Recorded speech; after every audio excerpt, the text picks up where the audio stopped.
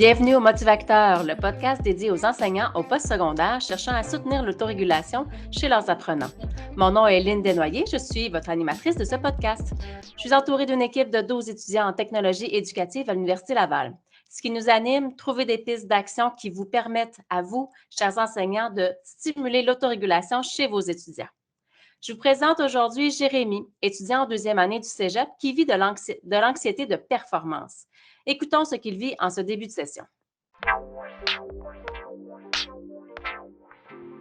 Oh non, pas encore un travail d'équipe. Le prof a déjà formé les équipes.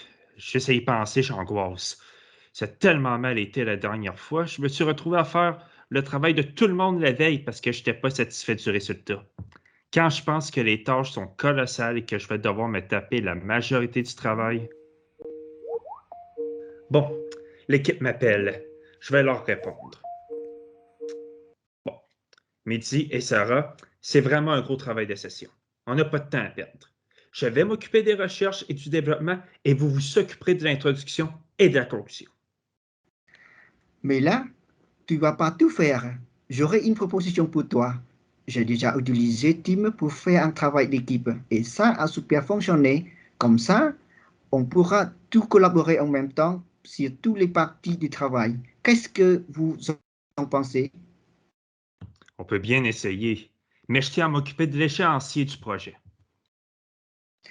D'accord, mais justement pour faire l'échéancier, il faut tout d'abord regarder c'est quoi les attentes du prof. Est-ce qu'on peut regarder ensemble les sections à produire?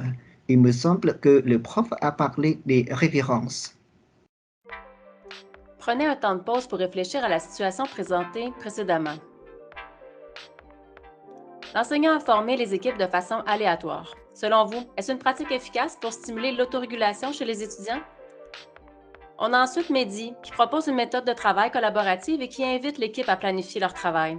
Que pensez-vous de ces stratégies mises en place par Mehdi? Bien que regrouper les apprenants pour un travail collaboratif puisse se faire de façon aléatoire ou raisonnée, cette constitution des groupes par les apprenants aura l'avantage d'accentuer l'adhésion au projet et par le fait même la productivité des membres du groupe. Comme l'a démontré une étude de Vézina en 2018, la composition sociale des groupes aura un effet direct sur l'expérience collective que les apprenants vivront. Autre piste pour permettre aux apprenants de faire confiance aux autres et laisser la place à chacun de participer aux travaux d'équipe, intégrer une activité brise-glace dès le départ entre les pairs dans la classe.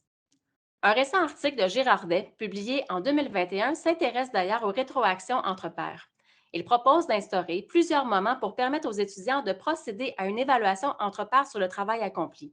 Ces interactions entre apprenants contribuent à soutenir leur autorégulation et leur engagement dans la poursuite du projet commun.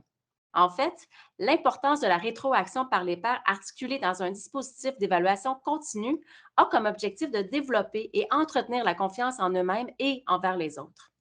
Pourquoi ne pas instaurer ces temps d'auto-évaluation de façon systématique dans les projets que vous proposez à vos étudiants? Pour en savoir plus sur l'autorégulation, je vous invite à parcourir nos autres épisodes. C'était Lynne Desnoyers pour le podcast Le Motivacteur.